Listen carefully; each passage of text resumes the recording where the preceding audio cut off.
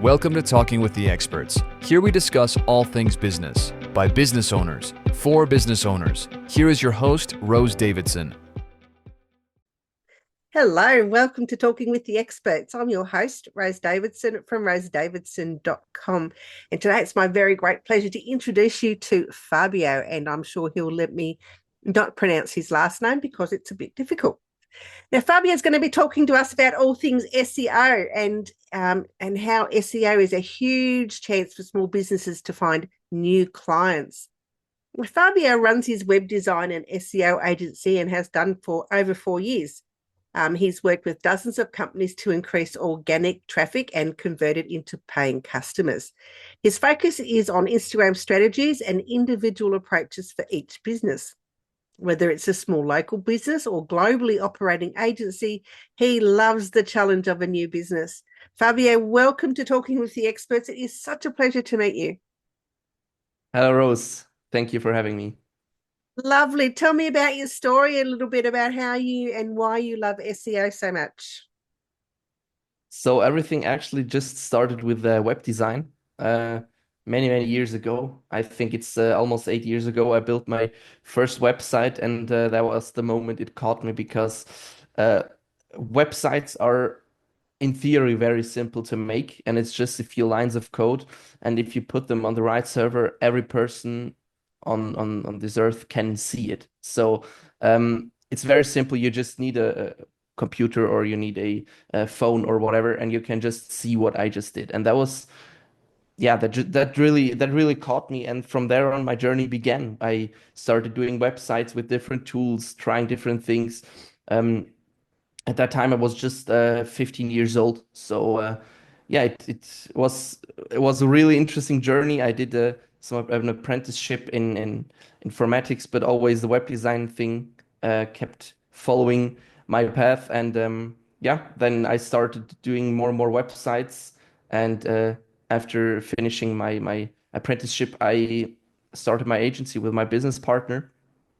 And there we already had started doing SEO a little bit because it was always a topic we found really interesting, and what you can do on a website so people and Google like it. So you land on the first page. And so everything started. And I think SEO we're doing like for over 4 years now, and web design for even more. That's a interesting journey. I mean, I've got 3 websites that I've built myself. I'm sure the SEO is not as great as it should be, so I'm looking forward to chatting with you about how we can get started and leverage the organic traffic that lands on our website. Yeah, absolutely. I mean, there are many things to do always, and many things that can have pretty big leverage, even though they're actually pretty small to do. Yeah, so what are some of the free tools and some of the lesser expensive ones that we can use to start our SEO? So I think the most important one that many people actually even ignore or don't use as they could is the Google Search Console, which is absolutely free. That helps you index your website on Google, and it's a tool from Google directly, so it's pretty good, and you can see how your organic traffic is, which keywords bring you traffic, all of that stuff. So that's actually the only 100% trustworthy source of those informations, and definitely the most important one.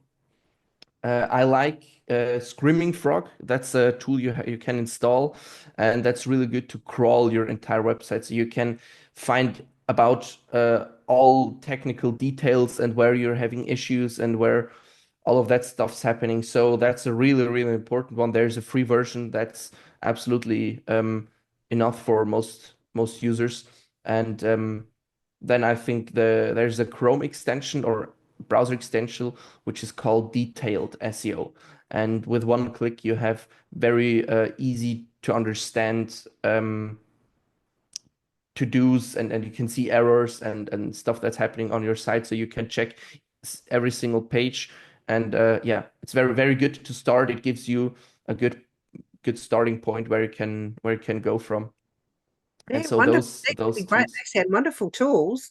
What else is there in the toolbox? So for all about keyword research and competitor analysis and stuff, I definitely like Ahrefs the most. I think it's one of the biggest SEO tools. Alternatives are SEMrush, for example, but it's like every SEO guy has his favorite one. And I think with this tool stack, you're set pretty good. And then it starts with many smaller ones for helping you do better copy or helping you indexing pages faster to Google and stuff. But that's just details. Yeah, so how much, I mean, all of those tools sound really great. And I know I have heard of some of them.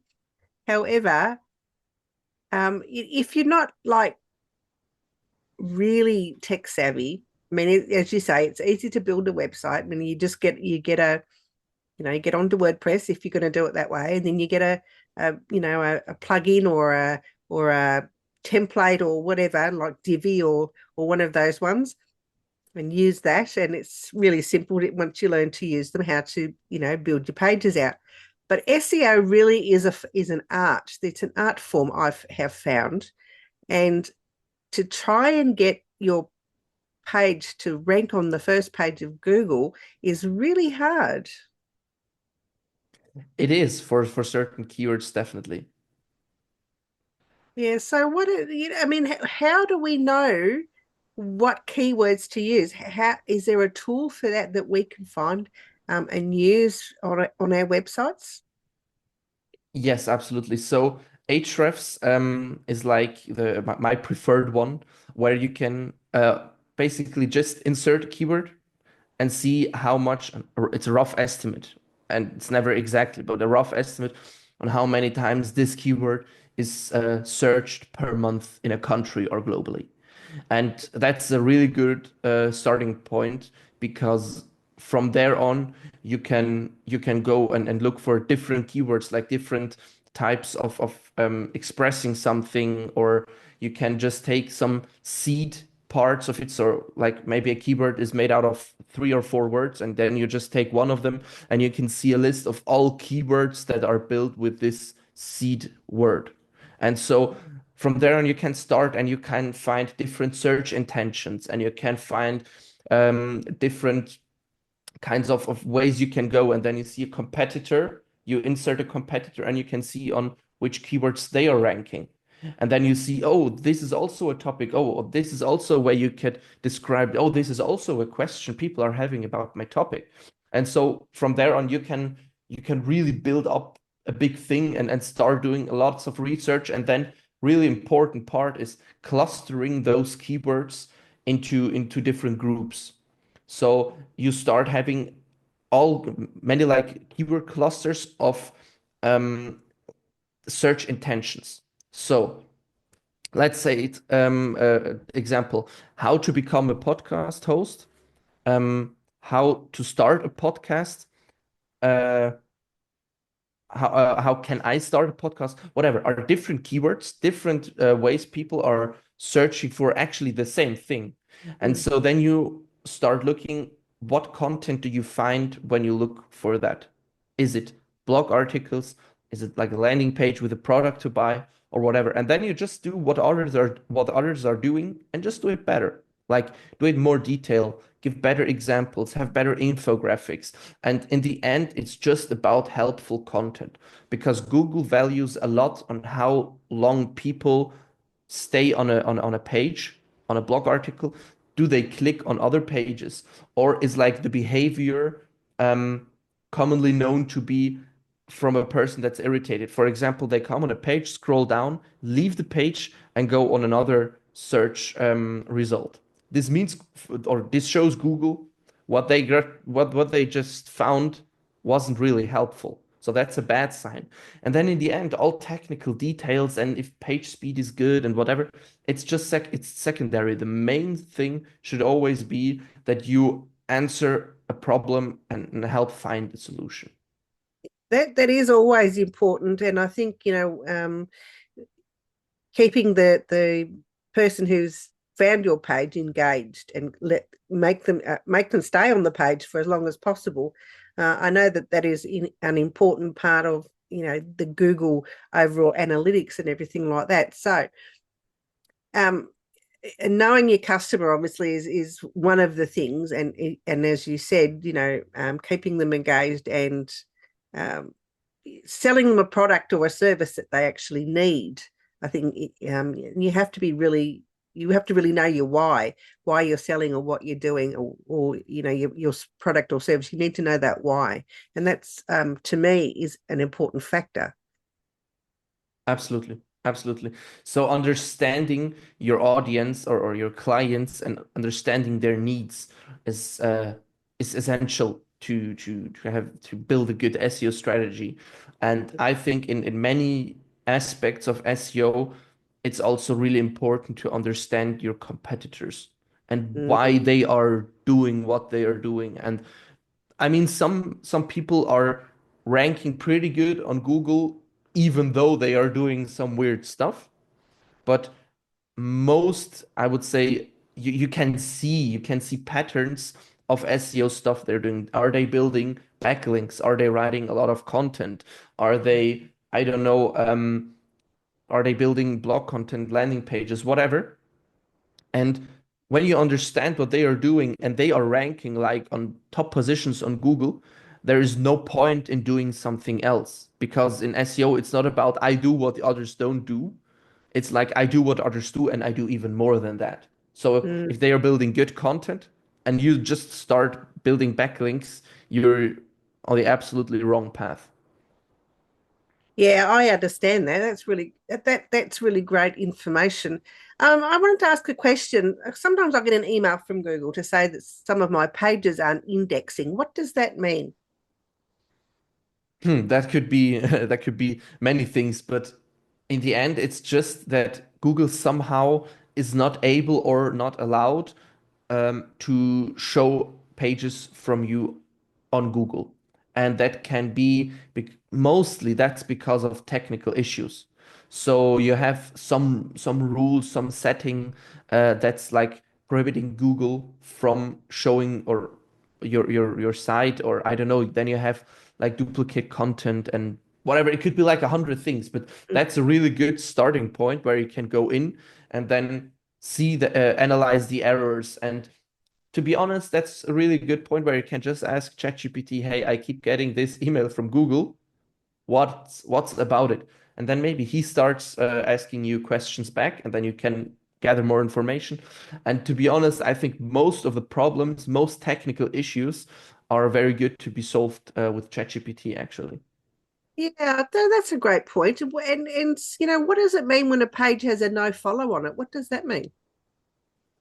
No follow, that's like in a link, you can give that I say parameter width, and that means you that no trust is uh, given from this other page. So you can imagine it like this. It's a backlink. It's just another page linking to your site.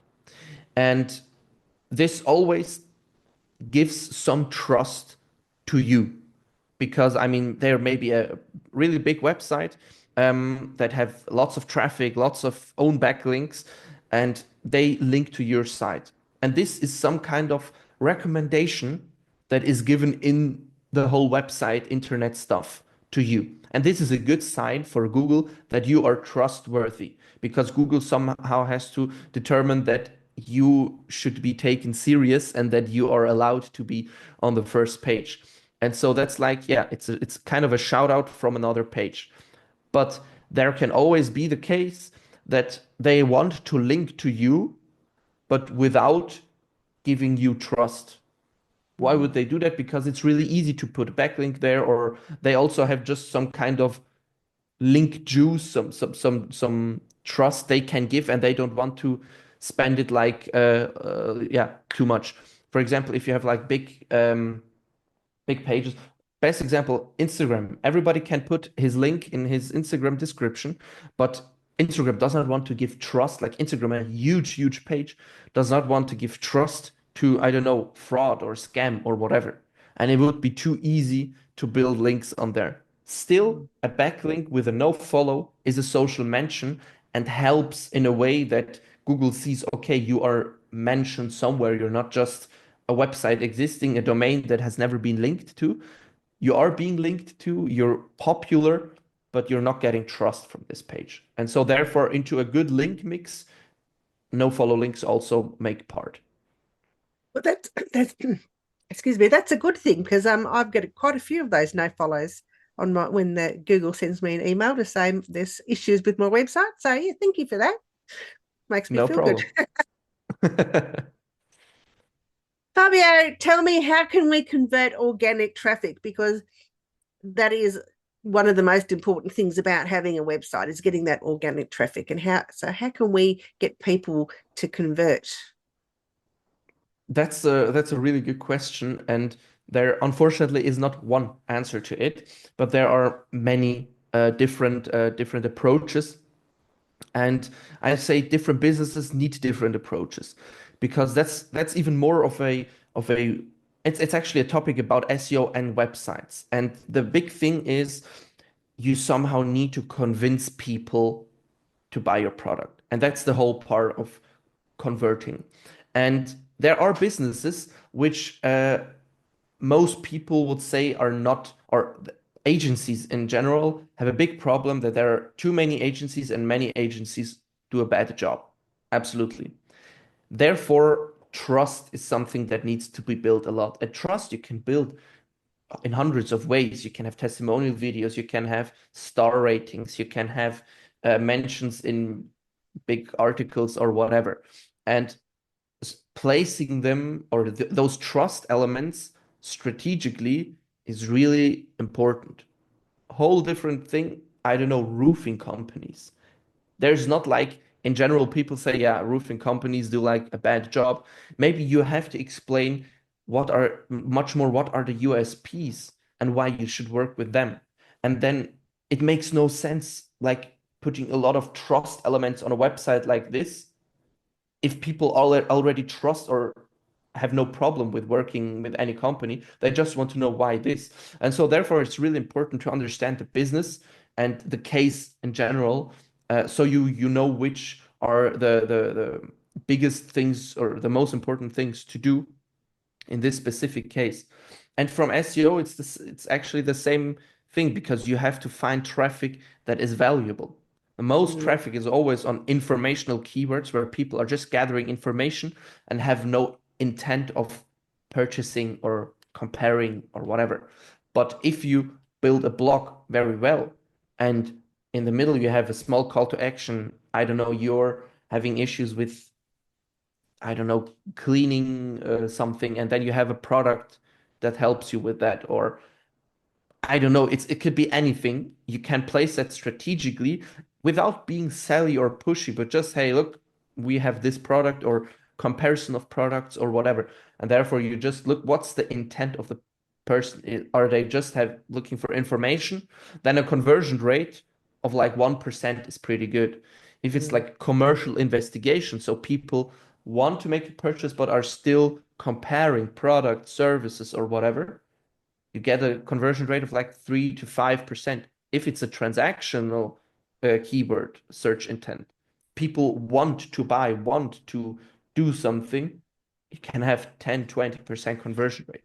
And so there, it's really important that you understand this topic and get the right traffic and treat it in the right way. For a transactional keyword, you're not going to do a comparing blog article. For that, you're going to build a landing page and selling them and offering them the product or service. On the other hand, for someone who's gathering information, trying to understand the topic, maybe on the long run they're going to buy, but you're not going to pitch them immediately something. So that's really important to understand and see the bigger picture, so you can build a strategy where you can get all kinds of traffic, take them from where they are, and try to convert them. Mm. Yeah, Does it make sense so far? oh, absolutely. Yeah, no, I'm listening very intently. I mean, don't think I'm not, because I am. I think that's really great information. um, Fabio, it's intent of the buyer is always paramount, and we need to keep that in mind all the time, because as you say, it could be they might be just looking for information, or they might be looking to buy. So we have to make our website pages fit either or one of the other. That's what I'm trying to say. One of the other of those things. So how can we best do that so that we are getting the best out of the client searches? In aspect of on how to build the website or what? Yeah, well, I'm thinking like, say, your front page of a website, and should it be filled with information and the buttons to get them to buy, or should we just focus on one or the other, or both together? I think the mix makes it. So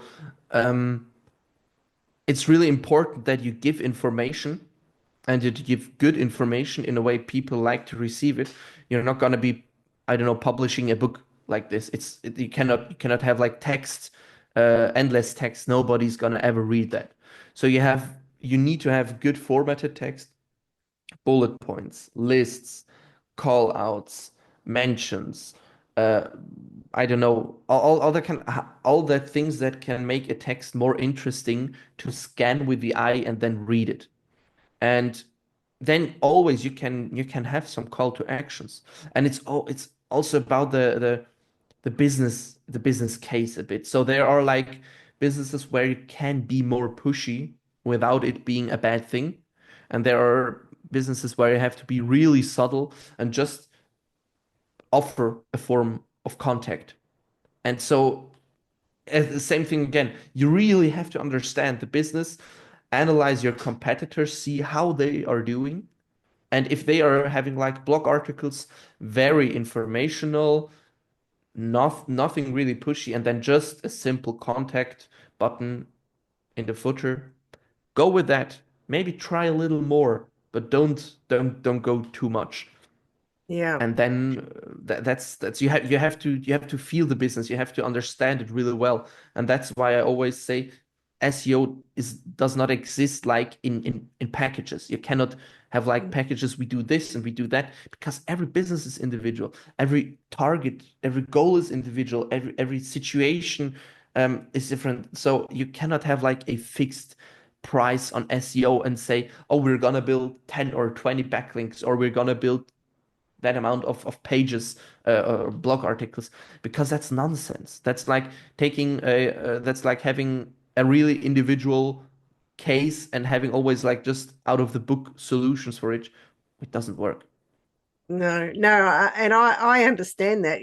I must get about 20 emails a week, no word of a lie, 20 emails a week offering me SEO services from somewhere or other, saying that they Yeah. can give me for a set price these things, but they get put in the block list. Yeah, that's the same thing I as if never as answer if them. a doctor would tell you, yeah, okay, you're having a headache, take this pill. It could be anything. It could be worst case, it could be some kind of cancer and you're just taking a pill. You have to understand first what is going on, Yeah, absolutely. and then No, I you can solve it. 100% that. Yeah, I think there's a lot of scammers out there, and it's buyer beware. Honestly, you've got to make sure that you are getting the best for your Absolutely. money, I think. And really need to have a conversation with someone who's going to be offering you SEO, or someone that's just sending you a cold email is not going to be the one for you, I wouldn't think. I mean, it can be the first touch point, but you cannot buy from there. And I never offer anything regarding SEO or even website if I haven't talked like intensively to the person, because I don't know what they need. I don't know what they want. I don't know where their business is. There is like no um, finished solution I can offer them. And so therefore, it's always really individual. Absolutely. No, I 100% agree with that. I think, same as my podcasting coaching. I mean, I wouldn't sell, I mean, I've got an online one, but if I was going to do it one-to-one, or I was going to offer a done for you service, I would have to talk to the person first to find out exactly what they needed from me and what they wanted to get from the podcast course. That's pointless sending a cold email and not putting a call to action to say, give me a call. Absolutely. Hmm. Absolutely agree. Fabio, You can find Fabio on LinkedIn and on his website, which is winnow.ch. And Fabio, you don't have anything you want to, do you have a product or a service that you want to promote today? Not really. I really want just to offer to everybody, if you have questions, just shoot me a DM on LinkedIn. And if you want to talk about the possibilities, or you want to see what possibilities there are, we can absolutely hop on a call. And I really like to be transparent and just share my screen and show you the tools. And so you can really see what the current situation of your website is, that you really see it and you don't get sold anything you don't actually need. Ah, fabulous. I like you already. Fabio, it's been an absolute pleasure. Did you want to share any other information with our audience today? No, just thank you very much for listening. And thank you very much, Rose, for having me. Fabio, it's been a pleasure. Thank you so much. You've been listening to Talking with the Experts, hosted by Rose Davidson. Make sure you have a look at our back catalogue over at talkingwiththeexperts.com. And be sure to subscribe to our podcast so you don't miss out on any episode. We look forward to your company next time.